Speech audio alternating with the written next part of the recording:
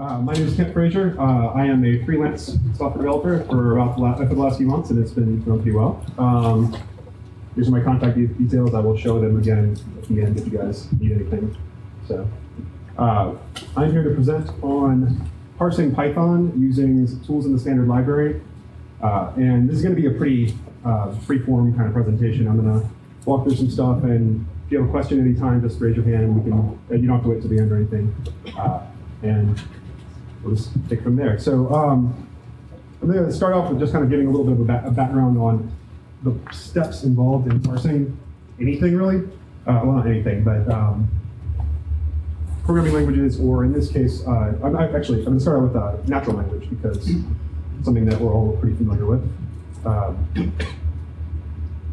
So you guys may or may not have seen these sentence diagrams that are really small. Apparently, it used to be very common practice to have people do this in school all the time. It's how they taught grammar. I actually don't remember doing it very much, but I've seen them. I've seen that if you do any linguistics or anything in that form, you'll definitely see this sort of thing that divides. So it's going to divide.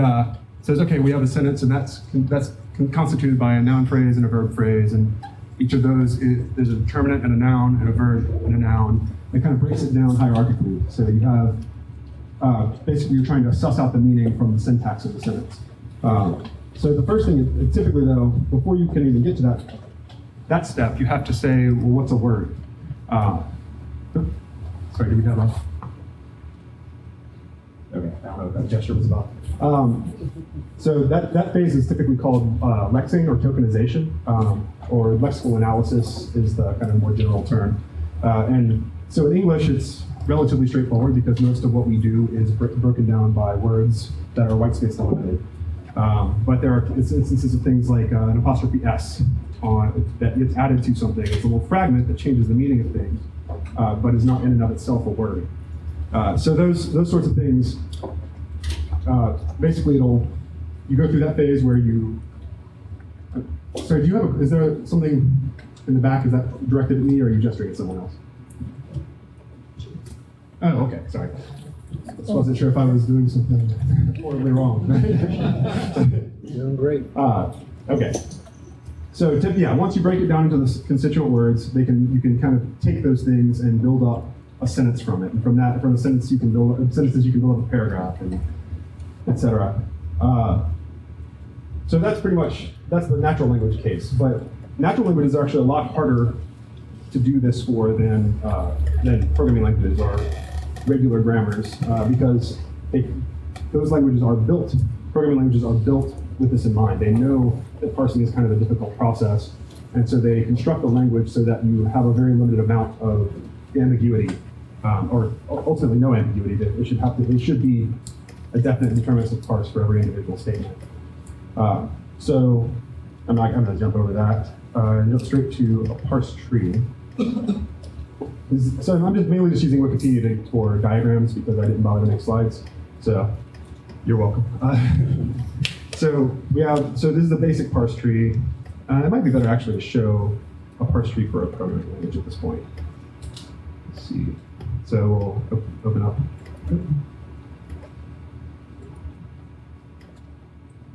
Sorry, nothing. There we go. All right.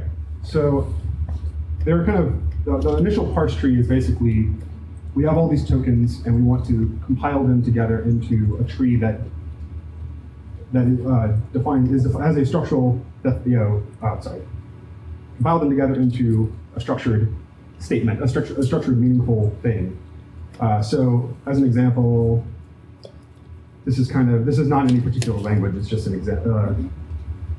This is going to have all the tokens, all the things in it. So if you have parentheses that are used to group things, those are going to be represented in a concrete parse tree, a concrete syntax tree. The abstract syntax tree is basically an abstraction above that, where it takes out the things that are not actually meaningful in affecting what the meaning of the statement is. It basically eliminates all the things that, like those parentheses or a semicolon at the end of a line or anything like that, and breaks it down to just the structural blocks, the things that actually have meaning. So Does all of that make sense so far? It's okay. Okay. So now I'm gonna jump over to PEP 339, which is where Python defines what it does with its compiler. So before Python 2.5, they did their tokenizing step, and they built the concrete syntax tree, and from there they went directly into it's called a control flow graph that defines basically the way that the code's going to get interpreted with an abstraction away from individual jumps, like the offsets and things. So I should jump back for a second. Python uses a stack-based interpreter for its internal bytecode. So at the end of all of this, the statement gets parsed into a tree, and that tree gets parsed into this graph, and the graph gets parsed into bytecodes that are basically operations that get passed to the underlying interpreter that's written in C, and each of those gives it an instruction. So actually, let me bring up an example of some of that bytecode, because that will probably be useful. All right. So here's an example for this Python code. Is that legible? All right. Just AV equals 1, 0. And then, so what that does basically is it builds a code object, which you can actually get access to in Python in the interpreter, which defines these constants here, and then has a bunch of operations that look kind of like assembly or something like that, where they're going to have, so it's going to say, all right, we'll load constant 4, which is on the side it has what that is, so it's the tuple 1, 0, and then unpack that sequence, which takes the two values and puts them on the stack, and then store the thing on the top of the stack in the name A, and then store the thing at the top of the stack after that, which is now B, and name B. It goes on basically like that. So that's what happens in Python at the deeper level. Once when you have a PyC file that's already compiled down to this phase. It's not really any different in meaning from the source file, which is why they can be regenerated on the fly at any time. And they're compiled, but not in the sense, it's not to machine code, it's to an intermediary representation that you get fed to that interpreter. Okay, so. This is the actual key code? I'm sorry? This is the key code? I'm not sure what key code means, but. Compiles. Yeah, yes, well, this is the textual representation of that code. So it's got, what it actually has is, a hex value. And I think the hex value is actually printed out here as well. So this is, if you're ever curious how PyC files are structured, there's a NetBatch that has this blog post on it, which is pretty interesting. Okay. All right. So, all right, and I'm going to jump to the stuff that was just the background stuff, and I feel like I kind of flew through it, but nobody complained, so I assume it's fine.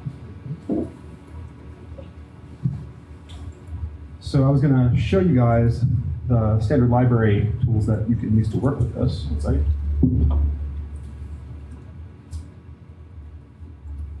Yep.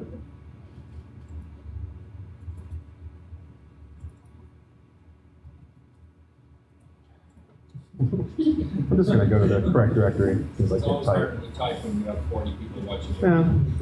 See? Yes, indeed. Man. All right. Like 80. All right. Definitely wasn't the right day to choose to live code everything. Actually, I probably shouldn't import this library first, because there's actually a bunch of stuff built in to Python that this is making use of. So this is one of the pages just talking about the standard library, and these are the modules that you can use to kind of get access to these things. So you can feed them, source, and get back the various representations. So Parser is an older one, and this is going to generate the concrete syntax tree. Which I'm thinking I'm going to go ahead and skip for now. I may come back to it in a minute. But, well, actually, I guess it would be useful to show you guys because it is the comparison. Yeah, I just talked about how it makes it simpler to deal with, but it may be more obvious that is the case once you see the parser. So I'm going to set the mic down for a second while I type.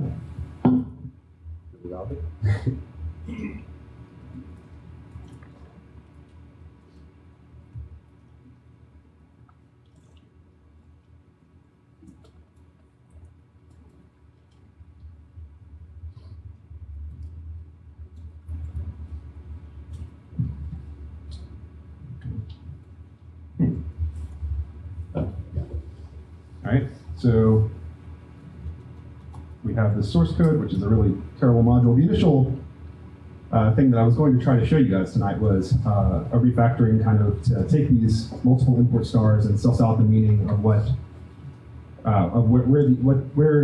basically what variables are undefined here.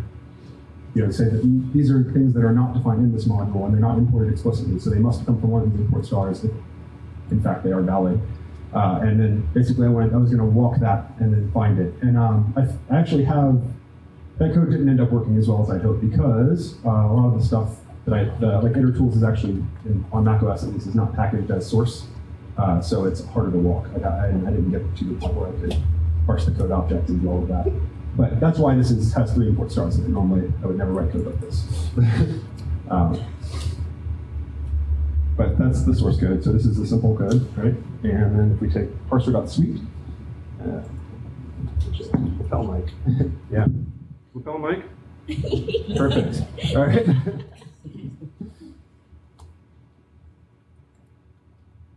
Pretty awesome, right? Can you guys hear me? Okay. I'll just try to talk louder. And yeah, if you're having trouble hearing me, raise your hand and I'll put it back on. And I think, what is the signature of this? So it's called suite, and yeah, we just have to pass it the source code. All right, so this gives us a syntax tree object, and we can take that and I think a lot of this stuff, yeah, does not have methods on the objects directly, so you end up having to call it from the module, which is a little bit icky and unnecessarily complex, but so to tuple is probably that's not it apparently. I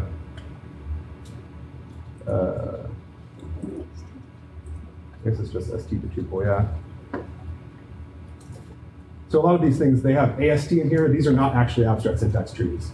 That is an artifact from the days when there was not an abstract syntax tree in Python generated, and so they called them abstract syntax trees, although they never were. So they're there for backwards compatibility, but they're not accurate. And then we take this syntax tree, we'll get this. Got it? All right, cool. So these are all, this is a little harder to read than it could be because of these numbers at the head of each of the tuples are actually the type of the node.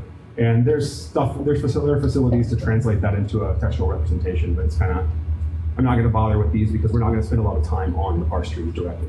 But you can see they get really deeply nested. There's a bunch of stuff, and they're not, the other thing is if you want to operate on these or detect patterns in it, depending on how the source code was written, you could have things that are syntactically identical in terms of the meaning that they have, but they're going to have different structures. And so it's going to be really hard to walk things in a meaningful way. So next thing we're going to do is grab AST, which is the abstract syntax tree module. And none of these are really easy to work with, I have to say. But this one's better, I guess. Because it has an object, it's kind of actually object-based, and you can reference the children of things and iterate over them and get field names that are kind of meaningful as opposed to just being positions in the tuple. And so, okay, we have this, so this is actually useful. This right here is basically a definition in some, I forget what the language it is in, but it's mentioned in this somewhere. Basically, this defines what that tree structure can be. It's kind of like an XML schema or something. So it says, okay, for a Python module, it starts with a module at the top. Oh, whoa, it's a little too big. Why am I looking at this? And I went back somehow. All right, back to it. Sorry. Okay, so a module consists of Actually, you have a module or an interactive or an expression. So it also handles the case where you have something like the Python prompt, where it's actually an interactive session, and each statement is a separate execution of this thing. That's going to be an interactive tree. An expression, you can, depending on how you parse things, that's not really important, but under that you have function defs, or that's what the pipe is, or so a function def, or a class definition, or a return statement, or a delete, or an assign, or an augmented assign, which is the plus equals or something like that. Those are all in the class of statements. So also, I should point out that up here where we said a module has a body that consists of 0 or more statements. That's the kind of the way you read that. So this is really helpful when you're working with ASTs to be able to read through this file. Yes? So this is for reading, or are you defining a new language structure? This is included with Python's source, although not on macOS, oddly enough. But it's part of the distribution. So, yeah. Take it back. This Okay. is a lexical analyzer. This is something like This is a definition of the structure of the abstract syntax trees in Python. all In Python. Python specific, Yes. not of any language. The language is not Python specific that it's written in, but this specific file, this definition is for This Python. defines Python. Yes. Okay, Yeah. thank you. Okay. So this is also where I learned that while and for statements have an else clause. I had no idea that existed until I was reading through the abstract syntax tree definition and said, what? And in fact, they do. I don't really see it get much use, and it's kind of weird, so it's not really surprising. But okay. So this is where one of the things that I actually kind of built a little utility for, because, well, actually, let's just do the native AST parsing first. So we have AST.parse, and you pass it some source code. You can also then pass it the path that it would come from, which it will annotate things with, but in this case, we're just going to call it string. Yep. So tree is that. If we look at tree, we have a module object, right? So if I call ast.dump on that, it can get kind of something that's kind of like an S expression style thing, although it's not exactly, because it doesn't have the head. It shows you just the tree definition. This is really hard to read, obviously. So that's one of the reasons why I had the inclination that these are basically trees, and other things are trees too. And in fact, if we convert to something else that is tree structured and has tools to work with it, it might be easier. So XML or JSON, I have serializers for both in this library that you probably should not use, but I've been hacking on over the weekend, called Parsenip. And I may show you a little bit of it later, but actually I think I've already parsed one of these too. So let me go ahead and just open it. Yeah. XML or JSON? I think the XML is probably actually a better representation of the tree structure. Or in terms of, you can actually use tag names to kind of represent the type of the thing. I think that makes it relatively easy to read for what it is. So you see, for the module, we have this module, and not all of these properties actually exist on the AST. That's something I should mention. The token. So when you transform it into an AST, it's actually a lossy transformation. You lose a lot of the context of things like what token was used to generate it. It does come with the line no and call offset for some objects that indicate where basically the offset in the text, the character offset in the text where it started. So one of the things I did was try to take that and figure out what the extent of the tokens that actually ranges over are, because you can't take the AST and transform it back into the source code that you started with. You can transform it into some source code, but with a lot of work, you could get it into Python code that executes, but you're not going to have comments, you're not going to have any of the same formatting, anything like that. So my initial goal was to make this sort of a refactoring library, something that you could use to say, well, every time you find this tree structure, replace it with this. But yeah.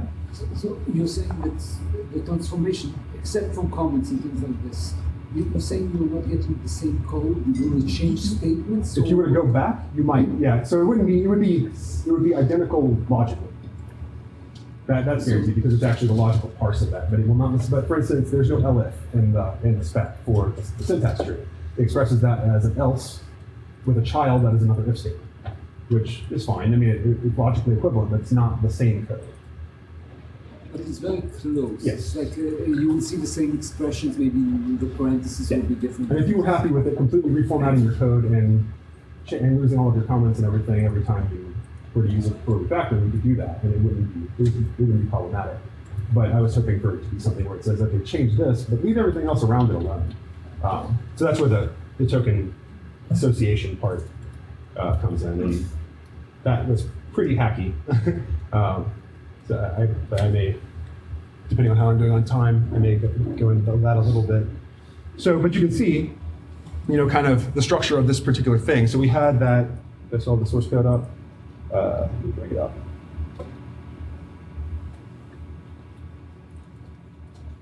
Oh.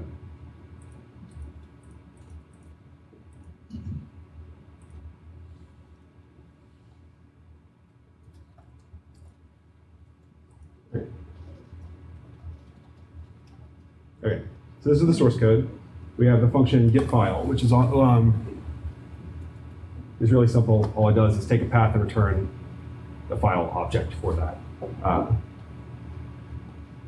Yeah. And then if we take a look at the XML for that, you have this function. You have a function def starting at line 7, column 0, with name getFile, and it has args, and under that is a set of arguments, which has a set of args. Actually, I don't remember why that's parsing it like that, but I'm sure it makes sense if you look at the definition. And then you come down eventually to the name, which is a parameter because of its so the context here, the CTX indicates when a variable is referenced, an attribute or anything really, it'll say this is a load of that variable, or this is a store to that variable, or this is an augmented. I think there's actually an augmented assignment context.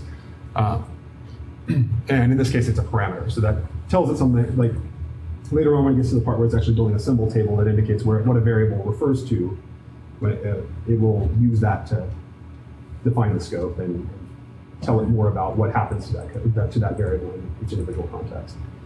And so it has no var args, and it has no quargs, has no defaults. All of those things would represent, if you had defaults, it would show you the default values and stuff like that.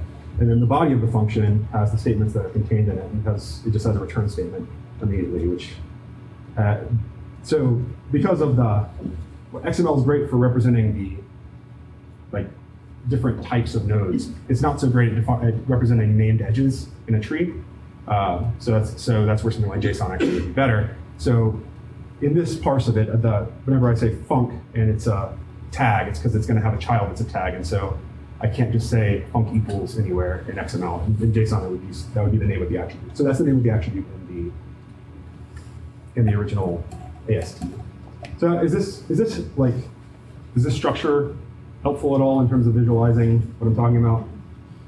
Okay. Okay. So beyond that, I guess the other thing I was going to talk about, I was just going to mention symbol tables. There is the syntable module that gives you access to a symbol table for something, which is kind of, so the symbol tables basically are those kind of if you were to do locals inside of a scope, you'll get back a dictionary. And that dictionary is a representation of the actual. So the symbol table is kind of the abstraction over that for the whole module. Every time you actually build an object, it's going to have its own scope defined by that symbol table that will then be like an actual dictionary object. So if we do,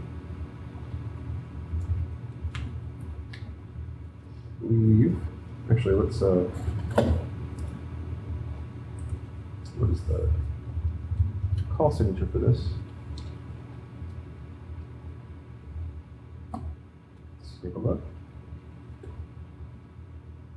So you can call it with a code. Well, actually, I think this actually works with source code as well. Yeah. So, and you have to pass it source code, and again, that identifier where it comes from. And then this third argument is actually one. So when you call ast.parse, what it's actually doing behind the scenes is calling the built-in compile function. It's part of the built-ins. And just passing it a flag at the end that says only compile this down to the AST level, not going further than that. So it actually shows you on the thing, it shows you what it calls.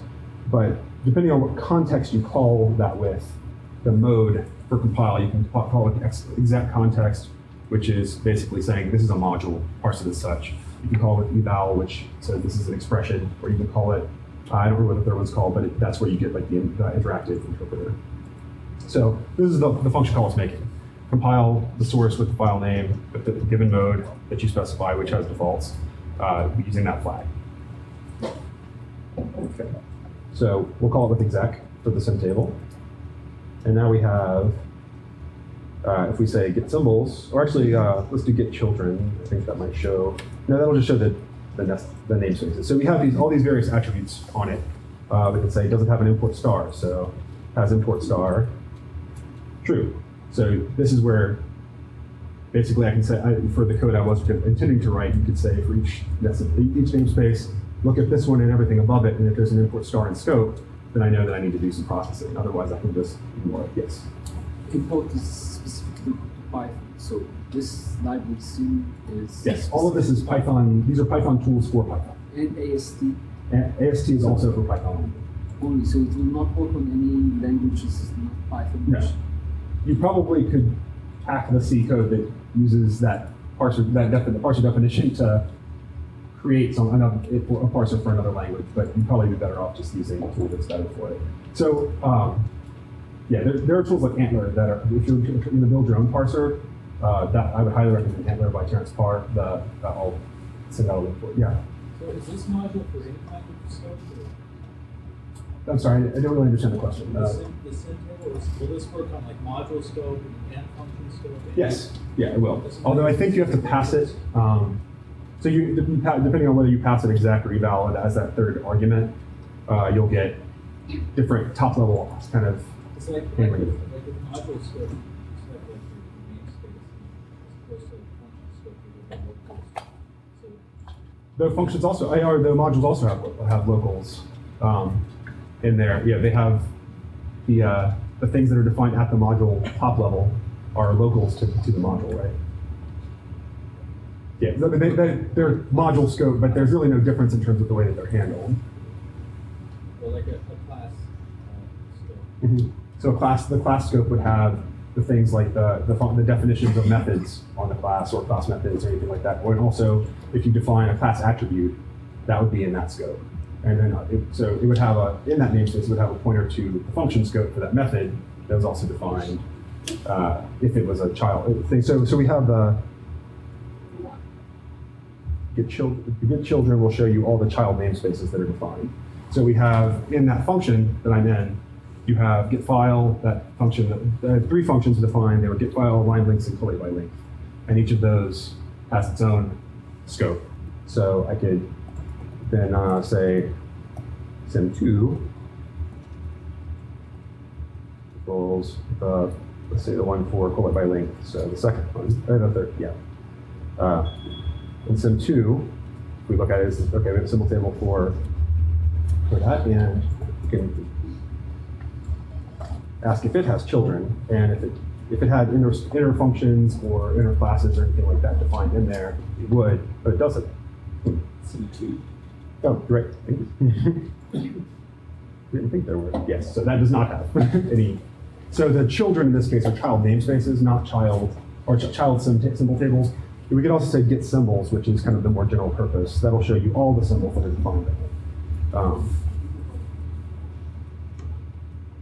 Yeah, so within sim2, yeah, so it refers to default dict and count and f. So there's actually a few. Also, I should note that this may have entries sometimes for things like none and true and false, which surprised me. But they're actually so true and false are actually variables defined in the built-in module. I did not know that. You can delete them, and if you do, it will crash your interpreter. So that's an interesting thing I learned in this process. None, however, while it seems to be treated the same way, is not assignable.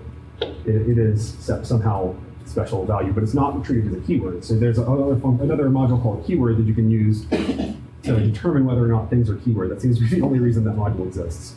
And it says no, none is not a keyword. But you can't assign to it, so it's treated like one. Okay. So that is, yeah, so that's, okay.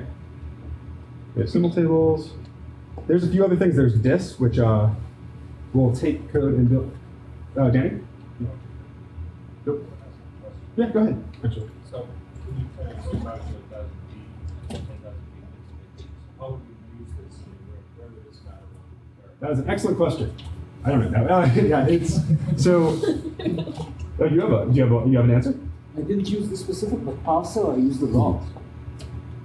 When you want to define your own DSL, you have to do this. But this is Python only. So a subset of Python can be a small DSL. So you can create your own You could. Subset of Python, so this is one option. So the biggest thing I saw was that in my mind is static analysis of Python code and or transformations of Python code.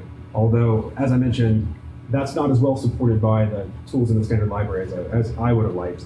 building a dev tool or you're building a refactoring tool. This is Yeah.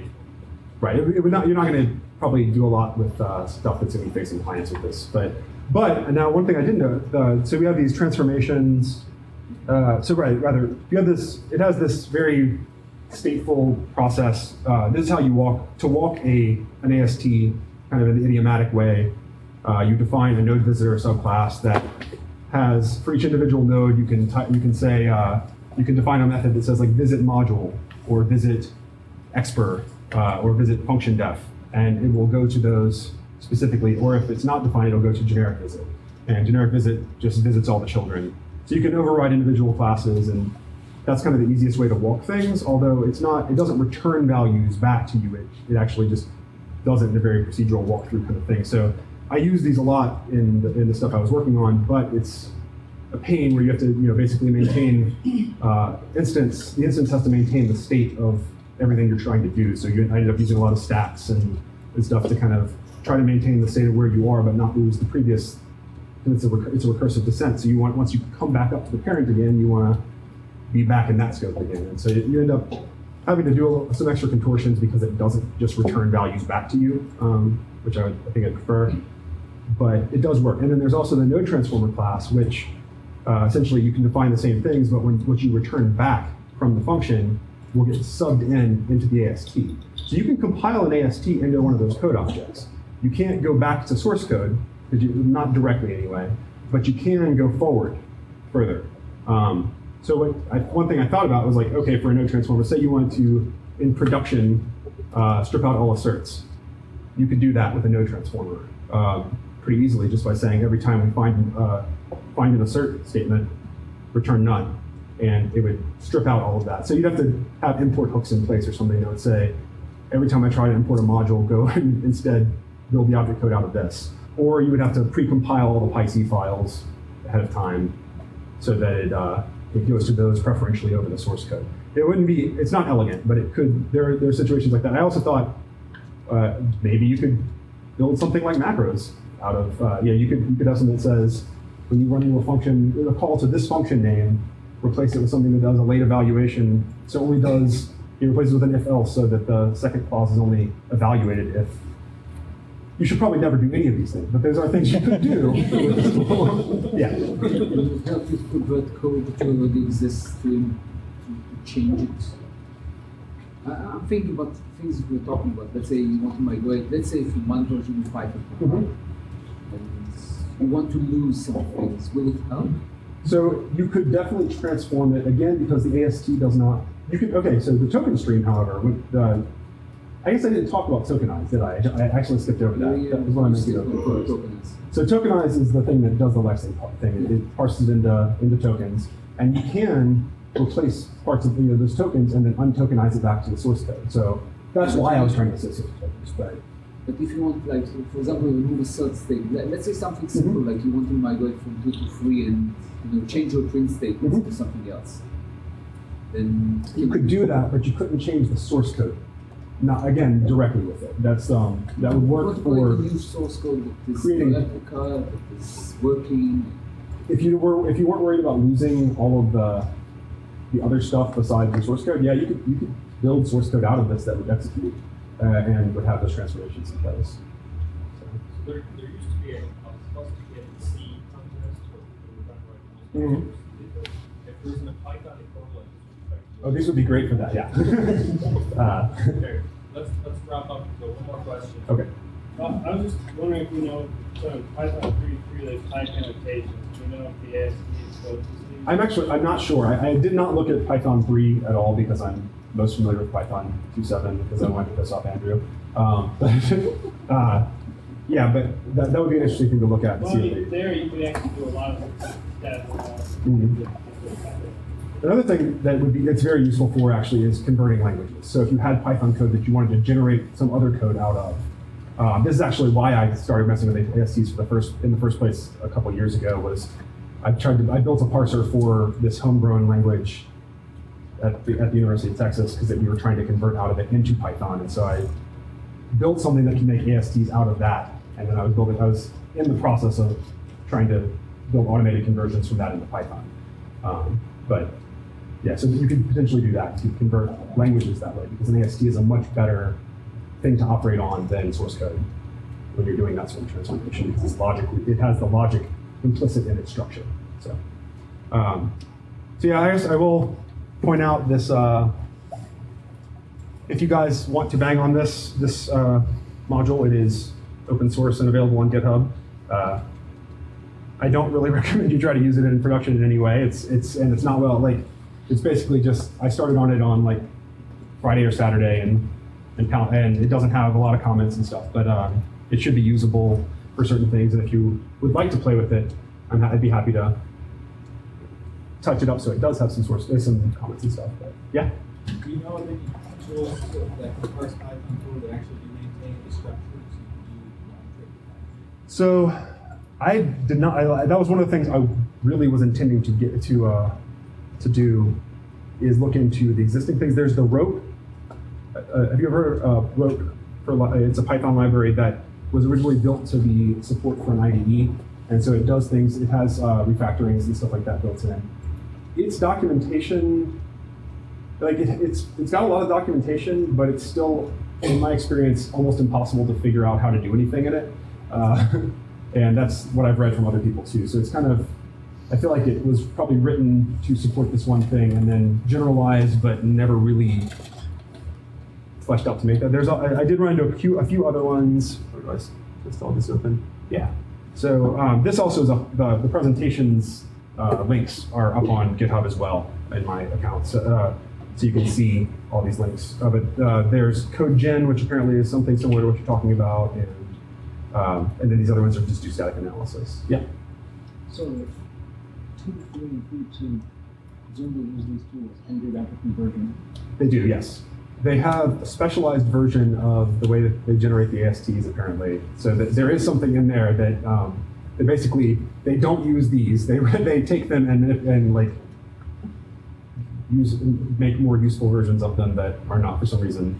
I guess maybe because they would slow down the average case. They're not in there, but yeah, that they do something like this. Yeah. And is that usable for other purposes? It probably is. I didn't get a chance to look into it, but that would be a good thing to look into. Any other questions? All right. Well. You said something about Antler. About Antler. the handler for Antler. Oh, Antler. Yes, Antler is. I should add that to the thing. So it's ANTLR, and it's a library that is. So Terence Parr is this guy who works a lot in various parsers theory. He's an academic, and seems to like. So Antler is an open source project. The documentation for it is somewhat sparing because he sells books about it. That's basically it's that model of open source. The books are good though. I own his book on Antler 4. Every time he releases a new version of it, which is every few years, it's like brand new theory coming out of the field that just completely changes it from the previous version. So you can't like compile something from Antler 3 and Antler 4 typically without modification. But I've used it before, and it is nice to see. It's a parser library, so it's made to build grammars for languages. Like you could build a parser for a custom programming language or DSL or. So it's like it's the equivalent of Lex or the equivalent of Yak. It combines both of them and also includes things we're actually generating like some of the. It's in Java, but it can target as a language all kinds of things. So basically, it is itself written in Antler, and so it can emit code that will build parsers in Python. Despite the fact that Antler itself is written in Java, it will generate Python code that will parse something else and use it with it. You can find this for Python. It's a library that Python is building. Antler itself is not for Python, but you could generate Python parsers. And, yeah. Yeah. All right, cool. I'll close things down.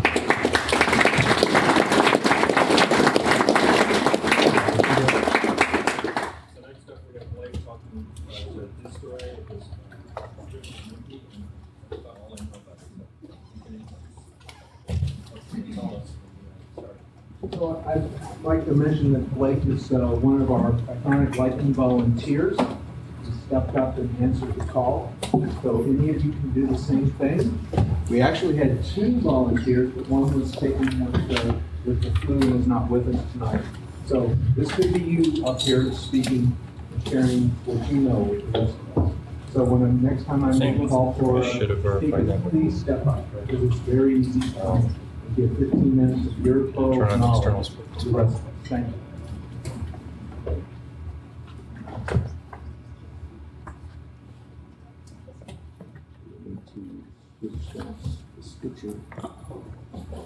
I've used this before, so I don't know.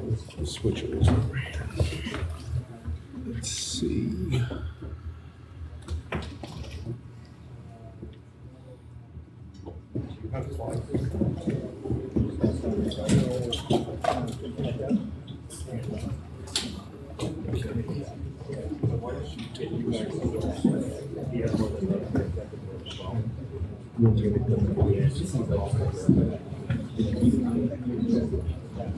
Well, it's one of those things where like the TV is smart about what it does, right? So rather than saying like a signal, it will just pick something you want to say. This is Apple TV. But I don't know.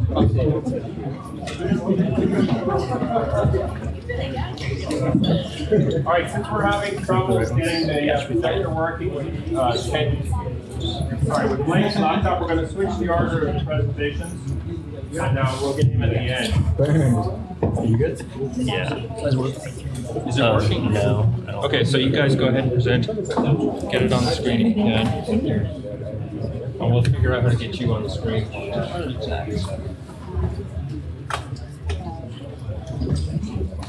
Welcome back. Hey, how are you? So there should be a remote.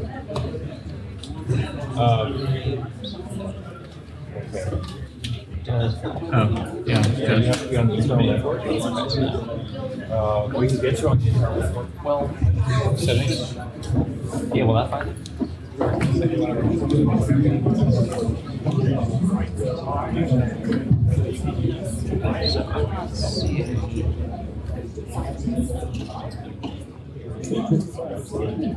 you using that computer? Yeah, I guess. Just put it back on the home if you wouldn't mind. Yep. Then you should be able to get it on the inside network. Inside network. Do I answer it? Yes, you can be on the inside network. Nope. Oh, that works. Yeah. So what did you magically do? Okay. So what am I on now? So it's magic. It's super easy. Everyone started with like, not that I don't believe you would. Happy. Hey, what you got here? When I was looking at my, I had problems.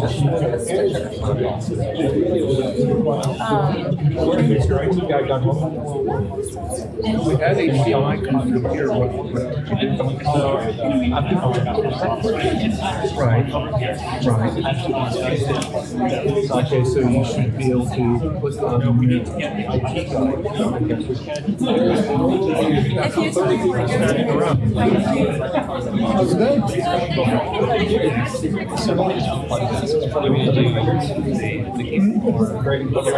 a little bit. It's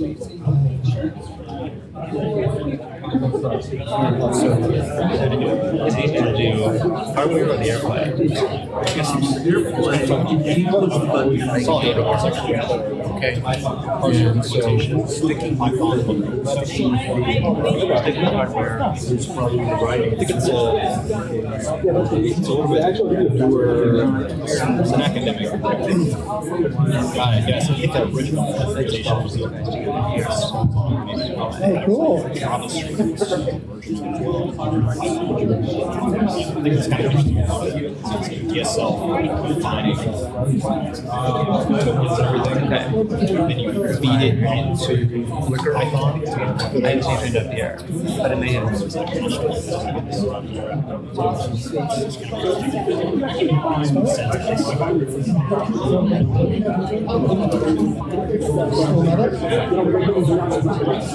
What's called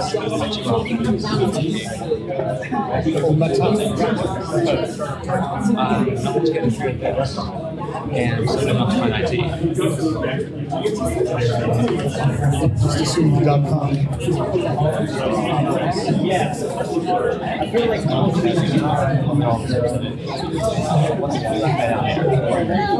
That's Apple TV. Try that. It requires 15 steps to set up. The previous presenter plugged in and it works. So either we fucked it up by switching something, or it's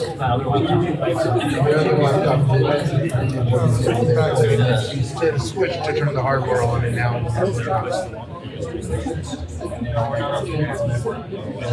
that can be arranged.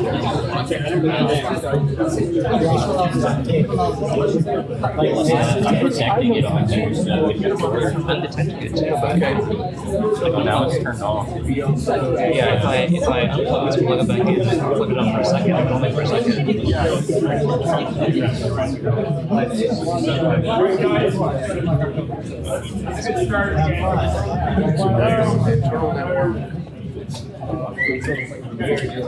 So apologies about the projector problems. We're going to try and fix them. But in the meantime, the guys from the Center for Open Science are going to use no slides and begin talking. Okay, so I will set up the center, and then once this is fixed, maybe Josh will give you a demo and talk about code a little bit. So the Center for Open Science is a nonprofit charter. We are basically a technology startup. We started back in January, before last, and the goal of the center is to increase openness, transparency, reproducibility, and integrity in science. How many people here are scientists, would call themselves scientists? Okay. How about web developers? Just to give me a sense of who's here. How many web developers? Okay, good. Scientists should know academic science is a mess right now. The incentive structure is just, it's a mess. We are not incentivizing openness, we're in fact incentivizing being closed. Academia. Pardon? Academia in particular. Academic science, yeah. Yes. So we're mostly in the business of public science, academic science, although there is some crossover with private science, but really some people question if there is a private science, because science has this intrinsic quality that it is open, because you have to build on the knowledge of other people, and you can't do that if there's not openness. So we have this reproducibility crisis that people are talking about, there's been cases of fraud that are popping up all the time. But the simple fact of this is that most scientists want to be open. They understand the values of science. They're making a lot less money in academia than they would be in industry. And they're doing this because they love the values of science. They hold this ideal as something to work towards. And cases of fraud are very, very rare. We have a nice methodological technique that's developed in behavioral sciences called Bayesian truth serum. And that has revealed that it's a very small percent of people who are actually explicitly doing things wrong. But we have people doing things wrong because these biases are in place. These incentives are in place. So they want to do science, they want to do open science, they want to do accurate science. But the biggest thing that comes up is they don't know how to do that. We see this as a technological problem. A lot of these barriers are technological. There's great tools that help scientists be open.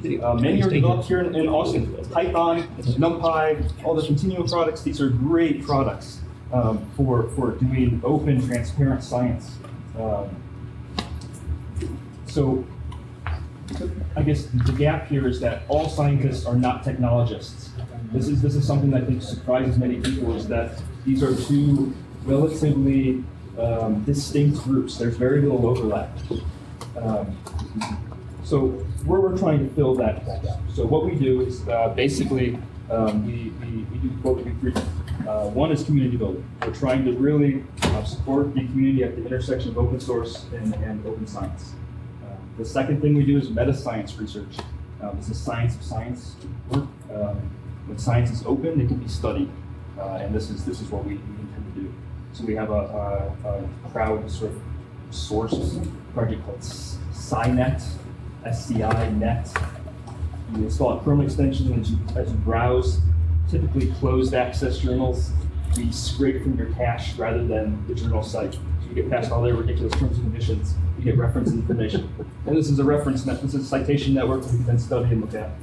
All the small world stuff you can apply to it. It's a neat project. And then, so the last thing, probably the base of what we do, because it underlies everything else, is the infrastructure with the technology with. And it's all based on Python. We are a Python dev shop.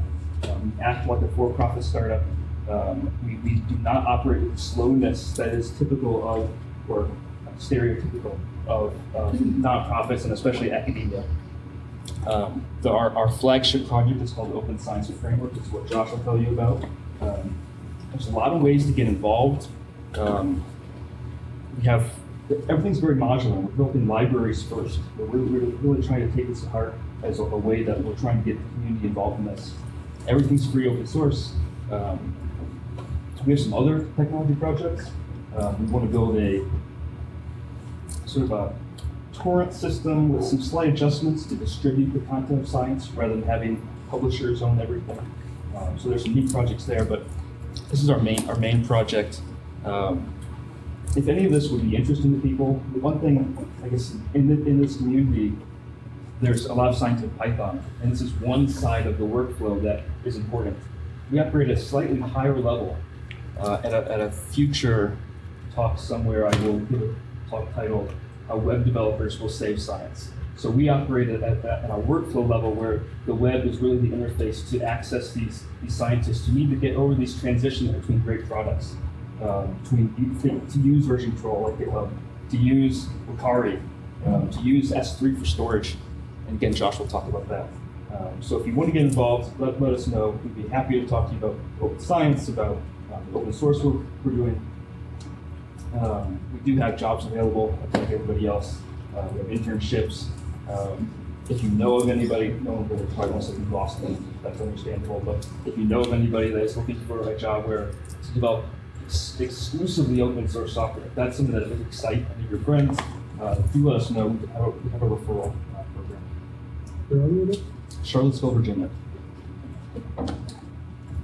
You're talking about publishing code, you're talking about transformation instead of publishing papers, publishing code.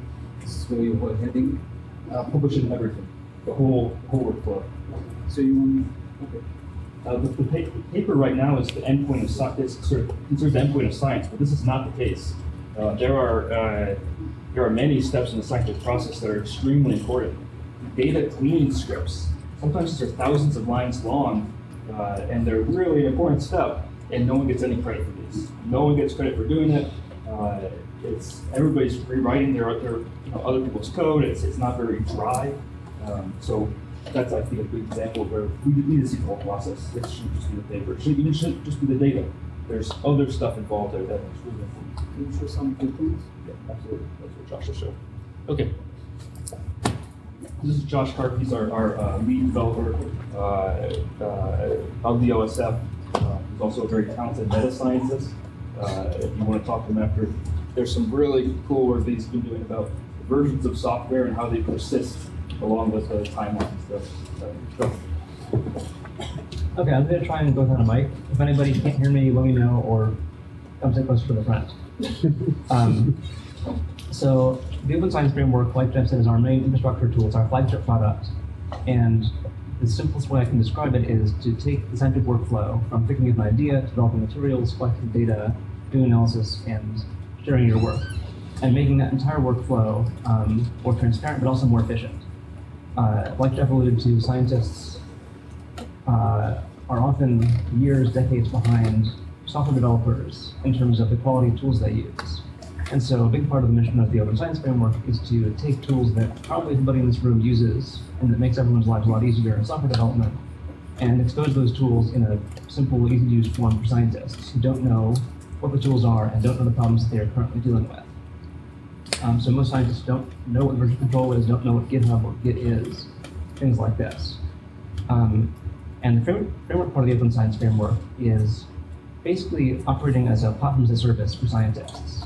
So integrating a number of different tools, all of which solve a problem scientists currently face, most of which scientists don't know how to use, and most of which don't currently work together.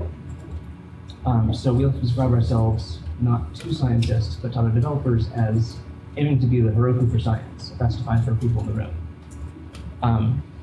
So I want to talk briefly about the particular challenge that we faced and how we're working on solving it, and especially getting feedback from anybody who has thoughts about future directions for this work. So let's see. Can people kind of see the list of the seeing the file tree on the screen here? Maybe not.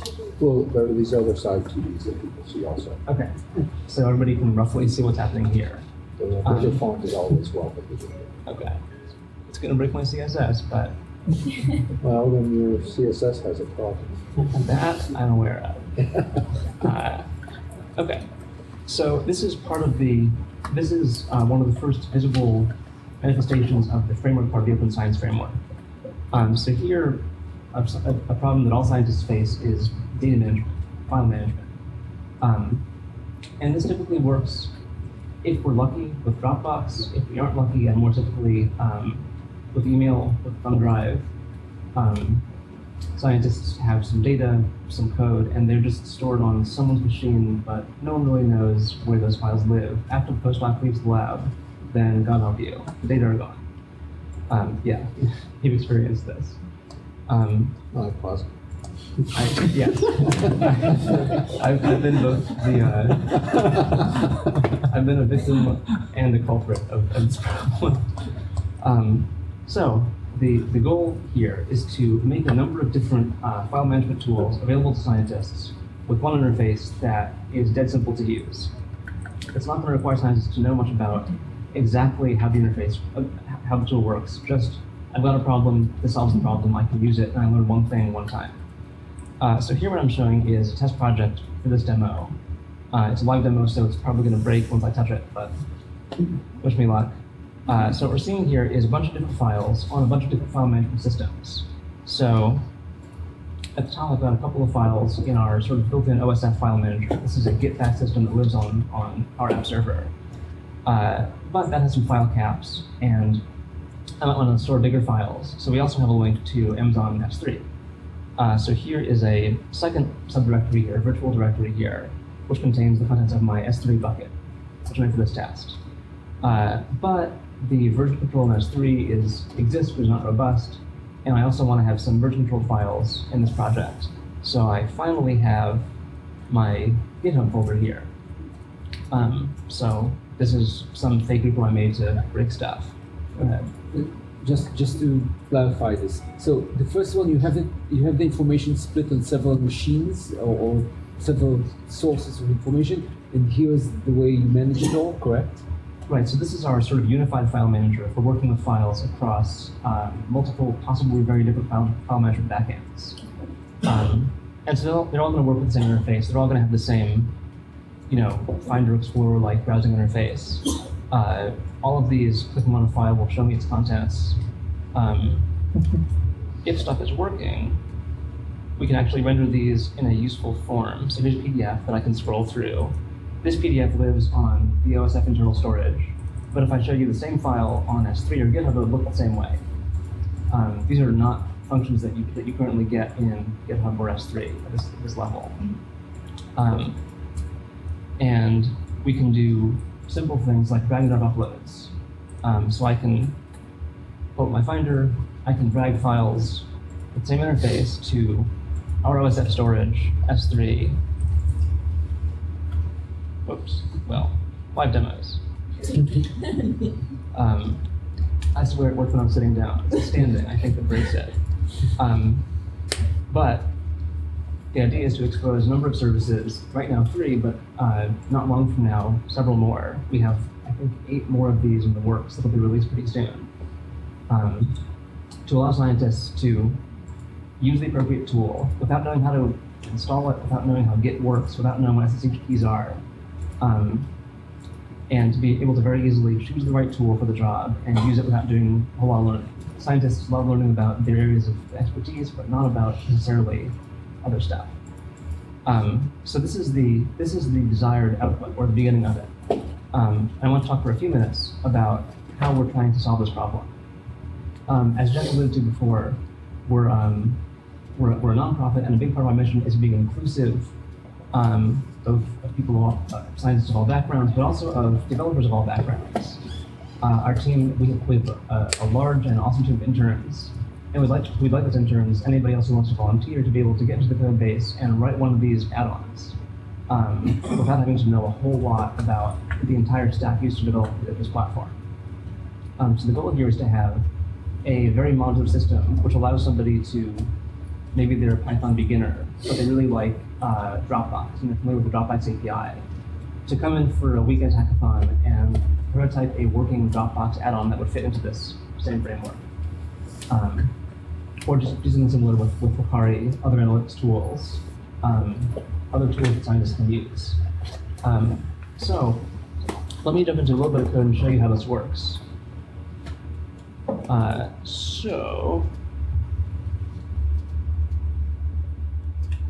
Is that readable? That's close some of the other tabs, some of the sidebar. Yeah, let's get rid of this stuff. Employee sidebar.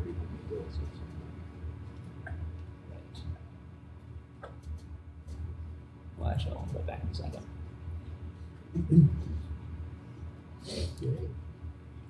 Okay, it's almost readable. A little smaller. So all the add-ons, the goal here is to have the add-ons not touch the rest of the code base. So there's a lot of work going on here, and we don't want to have people coming in for a weekend hackathon and learn the entire thing.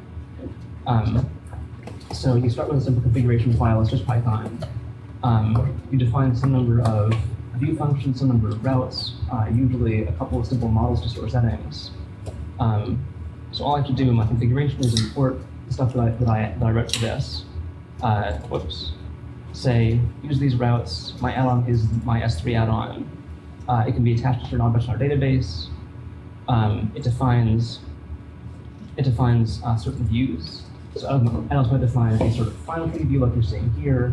Add-ons might define their own page, a widget for the dashboard, and things like this. Add-ons require these includes for JavaScript or CSS, and so on. And this is the code for the S3 add-on that you saw a minute ago. So here you're defining a set of routes which are used only to control the S3 add-on, nothing else in the OSF. A set of view functions only used to control S3, nothing else in the OSF. And a couple of models, this is a bit repetitive, a couple of models which only handle information needed to render and manipulate S3 buckets. So you don't need to know much about how we handle users, authorization, projects, and things like this. You define the models, the views, the routes, the templates used by your add-on and not by the rest of the code base. And so we've had pretty good success with this so far. We've had, the S3 add-on was built in a couple of weeks by this pretty amazing 19-year-old who we just hired, but it's his first Python project. He built it in less than 2 weeks, and it mostly works. It's pretty cool. And we're having people who are really just starting off in Python, and some people who are starting off in software development to begin with, writing code which is pretty quickly becoming usable in production. So we're pretty happy with the structure in that sense. And the idea here, like Jeff said, is to be as modular as possible. So I wanted to mention a couple of key directions and hopefully get feedback about how to solve some of these problems even better than we're currently solving them. So one big issue we think about a lot is how to secure this code. So the system is flexible enough, robust enough that somebody can come in from the InterCS class and begin to write real production code. But that code might not be secure. These libraries can import our database controller and delete all the user accounts, or do other things they should not be able to do. So one thing we've not yet tackled is how to sandbox this code and make sure it can do what it needs to do to make usable tools without granting access to destroying other functionality or data in the service. We also have to make a lot of choices for the users. So we say, well, you can define certain kinds of views, certain kinds of models, and you must use certain aspects of our stack. So our templates are written in Mako. If you want to use Jinja, you kind of can't right now. So those to me are the biggest limitations of how the system is working now. If anybody has thoughts now or after Meetup, we have to talk about it. Go ahead. Docker or Linux containers would be great for isolation. Actually, I recently went to the inaugural Docker meetup, and there's somebody working on using Docker in the scientific space to kind of build replicable environments for. So because example where you have not only they have their test results that came from this environment, and then those can't be replicated. The Docker can kind of package things up as a container so Docker, I don't know, have you heard of Docker? Yeah, we've been looking into that. Okay. Well, may not actually be helpful, but yeah, that was the first thing that came to mind. Mentioned isolation in particular. Right. The challenge there, which is not insoluble, is that we want a certain degree of isolation, but not total isolation. So we want to allow our add-ons to do certain things to our core functionality, to do certain things to user accounts, certain things to projects, but restrict that stack, and for it to be easy to write. And it's trade-off, it has to be balanced in some way. But yeah, it's So the reality is that if you want things to be easy, then you have to reduce choice. Right. Okay. And so, for example, you said if you want to use Jinja, it's going to be tough. You shouldn't even be considering using Jinja if you've chosen the other path, because it's only going to make your life more complex at this phase. Until you've actually solved these security questions and all these other things, embracing complexity and your UI and all these other tools, for scientific data, I don't think it's necessary. Python wins because everybody decided to go to Python, not Ruby, not something else. Right. Choices were made. Oh, right. We are opinionated, and we do enforce certain decisions. And the Jinja thing isn't the best example. We do enforce Mako now. There's a general challenge of deciding which things we enforce, which opinions of ours we impose on other developers, and which ones we can offer flexibility for, without making complexity pointlessly high. So, are you most worried about developers not wanting to contribute, or people not wanting to use this? Because I feel like really the second one is the issue, right? Because when I think, for example, if I think back to the department that I graduated from, convincing them to do anything other than like make weekly tarballs and just dump them somewhere is really hard. Right, so I think there is the challenge of making tools that scientists should want but don't currently want. So one problem is the technical problem of building the tools. The second problem is the kind of cultural persuasion problem of telling the scientists, I've made this tool, you should want it, why don't you? Which is not our pitch, by the way. So here, and we're a strongly academically grounded organization. A lot of us came out of academia and have experienced and caused a certain amount of suffering that we're now trying to remediate. I'd like to be Expiate your sins. Yes. We are all sinners. So I think anyone who's worked in academics has experienced data loss. I have certainly experienced data loss. I've experienced incredible amounts of lost time.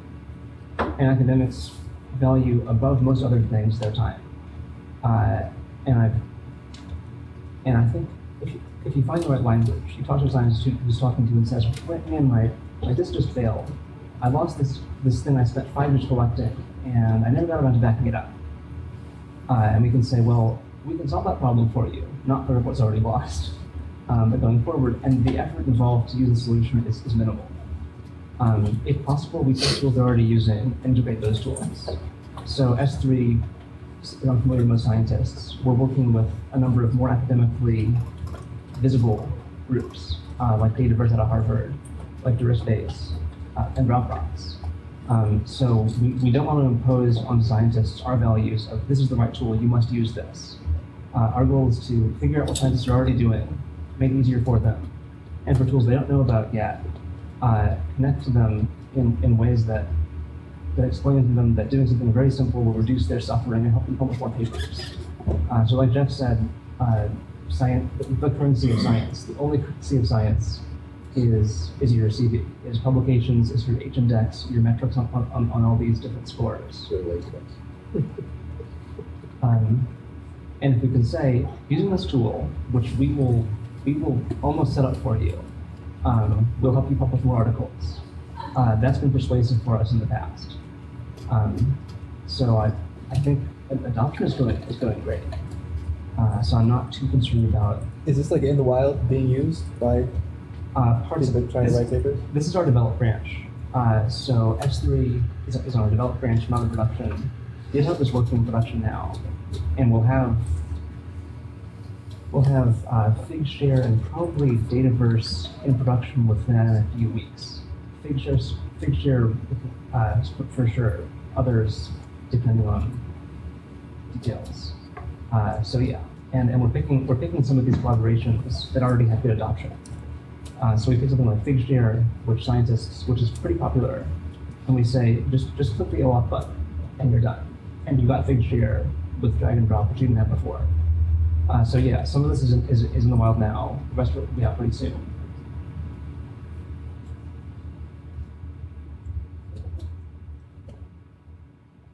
Okay, well, if anybody has any questions, thoughts, grab me after the meetup, and I'll be happy to talk to you.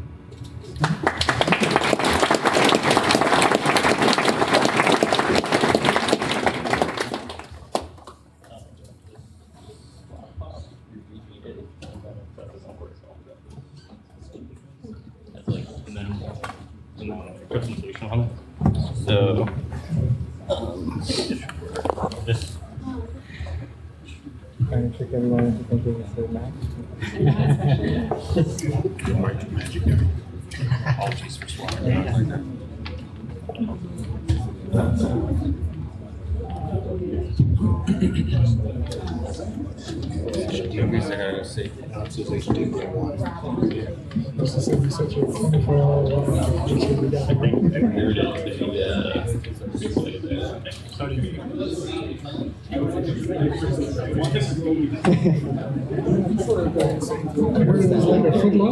My computer's detecting it, so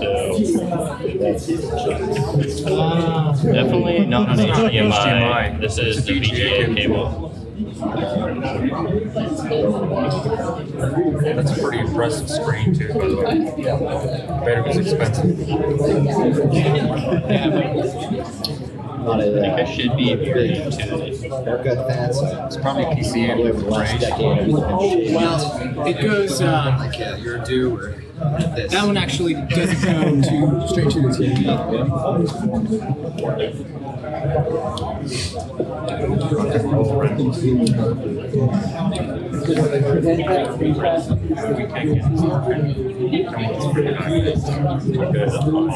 Contribution line. I'll try on the Mac in a second. So dilemmas. I still haven't solved it. Let's play around with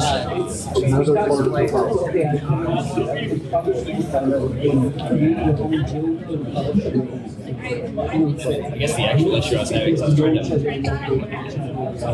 package binaries that have a lot of I've actually done both separately, but the problems, pile of things.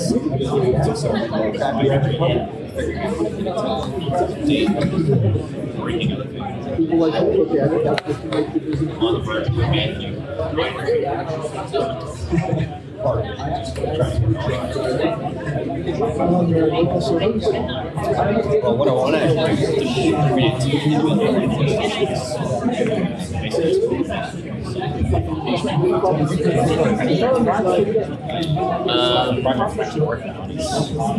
Yeah, I actually have an HDMI cable. I have an HDMI cable too, or an HDMI port. Solution, if you've got a Mac and it's set up to present on the Mac, it's just Macs are working, let's use it. Well, I have this HDMI. There's an HDMI cable. 30 people sitting around, so you get 2 minutes or else we give up. So what you're saying is the Center for Open Science, and I tend to agree with you. Until the scientific infrastructure this is optimist.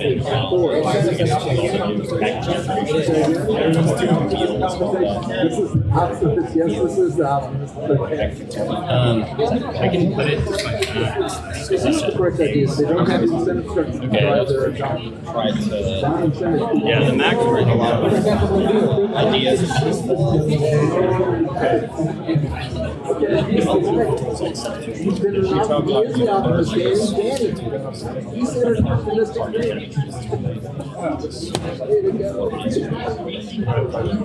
Hello? Okay. We gave up on the Linux machine and the VGA cable. So, Thunderbolt and macOS. I'm going to talk about, well, I'll start off with some stuff about me. My name is Blake Griffith. I graduated from the University of Texas in December. I was a double major in math and physics, and I've been working at InThought for about a month.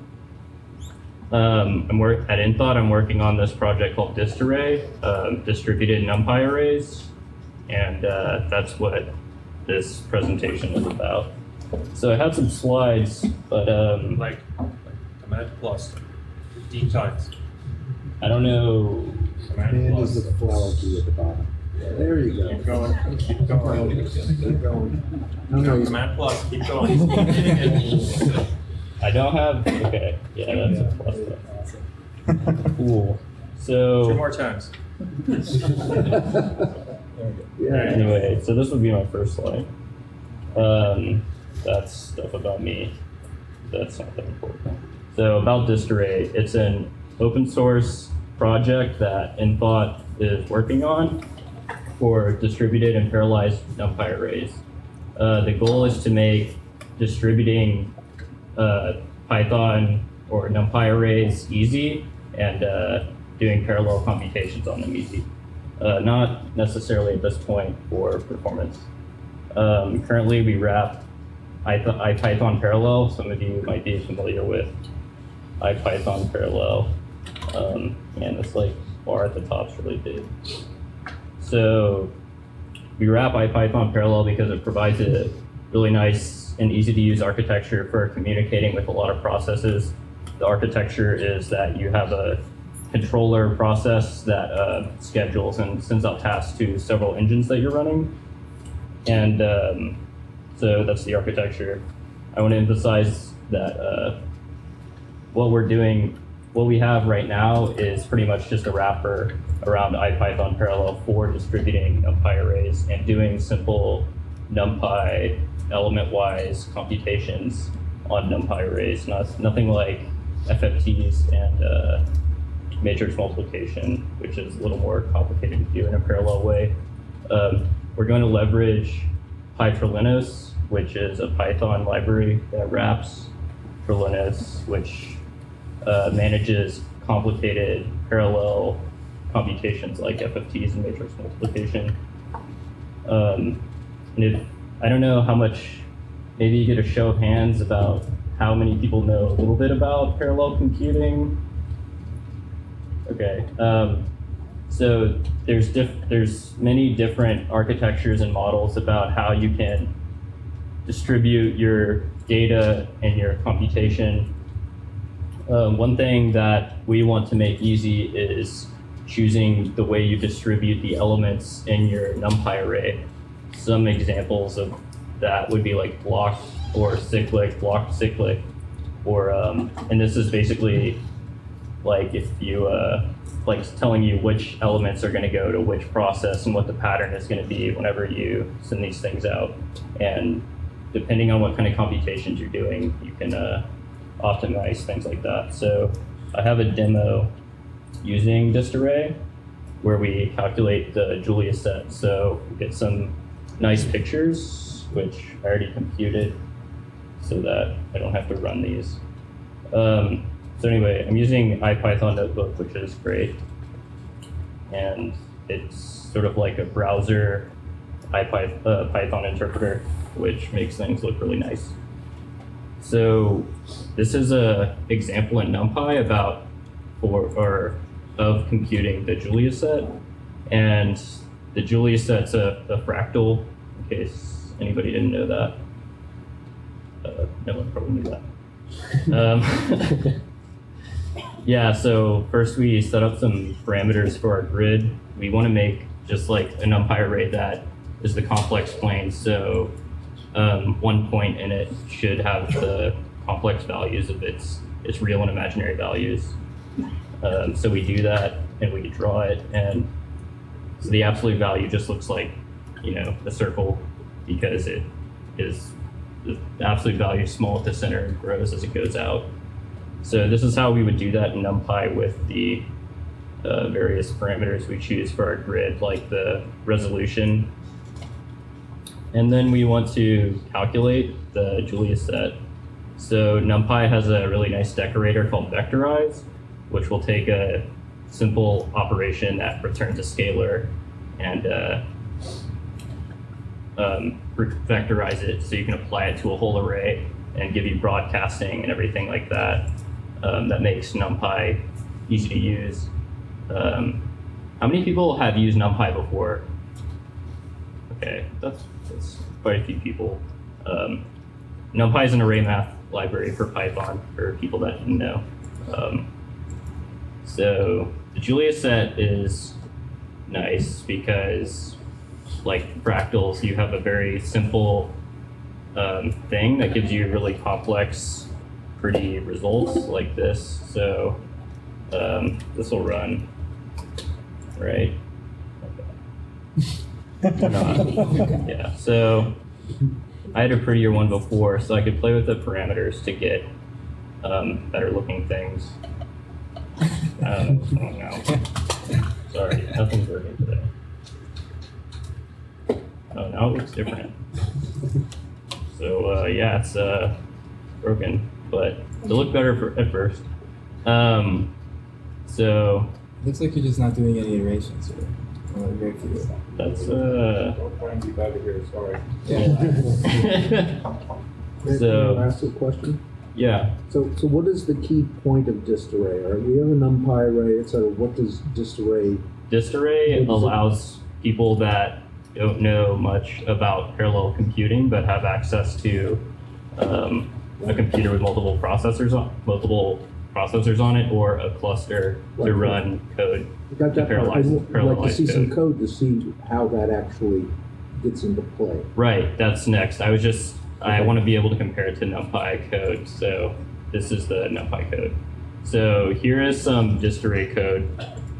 So we import it, and we import something called context, which manages the engines that we want to connect to and the way we want to connect to them. It'll handle things like the communication protocol between them, like MPI or things like that, and how many engines we want to connect to. Maybe we want to connect to a subset of them, and maybe we want them to be in a special place.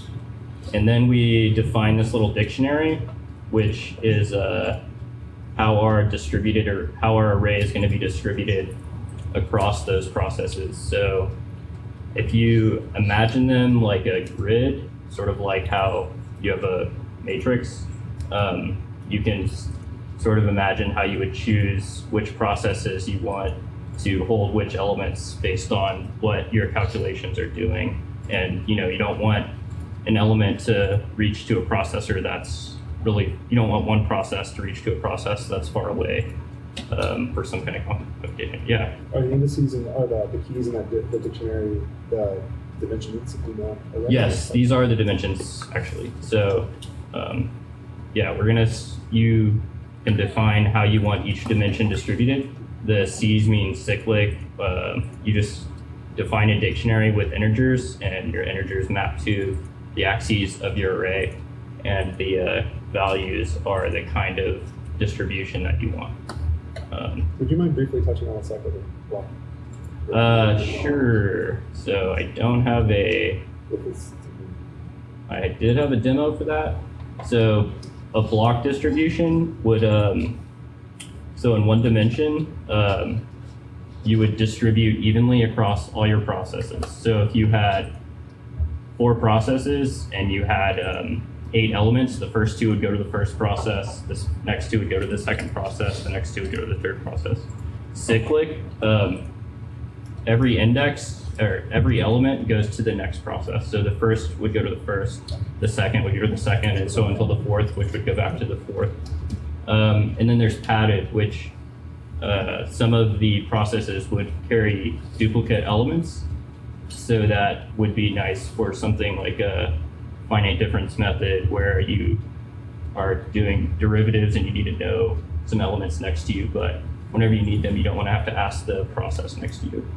As this is a lightning talk, could you get to the code differences between the Julia set? Yeah. Okay. So the first thing we do is create an empty array, which is distributed. So just like NumPy, context is sort of the way this variable named context sort of emulates NumPy. So it has an empty method just like NumPy would. When we pass it a tuple, the resolution of our grid, and then a D-type complex, and then the distribution that we defined above. So we have a decorator called local, which lets you define a function which will run on processes. So in here we pass our distributed array to it and some parameters. And this is running on each process. So on each process we have a map of each of our axes, 0 and 1, and then a list of the global indices available on that process. And then we want to iterate over those and set up our complex coordinate plane. So that's what we're doing here to compare that we had this thing up here. They look kind of similar, except we're just iterating over something with a few more things dotted onto it. Did you have a question, Peter? Show back the code. For NumPy? No, for this way. Yeah. So the difference is between just iterating instead of an array, you're iterating against something which is out of... Right, so in here, this is actually running on a process. So this array is like the array that it's referring to here is local to this process, and it has a map on it which defines, this map has several attributes. It has a list of the global indices, which are how you would index the whole matrix or array, and it also has a attribute called local indices, which you could use to just index the local array. Okay, so basically what happens is that you dispatch all the jobs to this array. This array kind of cuts them according to how you tell them. Mm-hmm. And the local machine sees them and talks to this array and collects only what each process needs to do. Sort of. So dist array gives us this decorator, which says run this function on every process. Instead of running this function on a global array, it says... Yeah, but the indexes and what you're running it for are something that the dispatcher did for you. You cut down the... Right. Whenever I instantiated the empty array up here, it created a dist array, which said this function up here created a bunch of arrays on the engines. And those are all communicating with this object called dist array. Okay, and this is all handled by dist array, or is Yes. there, how hard is the installation like? Because if it's installed on the cluster, there must be some sort of communication in the cluster. The dist array is actually wrapping IPython parallel, which uses 0 and Q and NPI. Actually, I'm running this all locally. and I haven't actually used it on a cluster. I've used it on multiple processes on my machine. So what are you asking? Basically, I'm trying to figure out what will it fit, like what kind of clusters will it fit, what kind of engines, like I think there's Subgrid engines. I don't know. IPython parallel clusters. Okay, whatever IPython parallel supports. That's what you're Yeah, saying. I know there are some limitations there, but you can support fairly large things, not super large things. So now that we have our complex coordinate plane, we want to use it to compute the Julius set. And distarray provides a method similar to NumPy's vectorize, which does the same thing except vectorizes it for distarray to run on a distributed array. And this function is literally exactly the same as the one we used for NumPy up here. Yeah, so if you have a element-wise function you want to run on an array, you can run it on a dist array and use the dist array library for that module. Yeah, so then I use the function here to calculate the Julius set and then plot it. So we can see.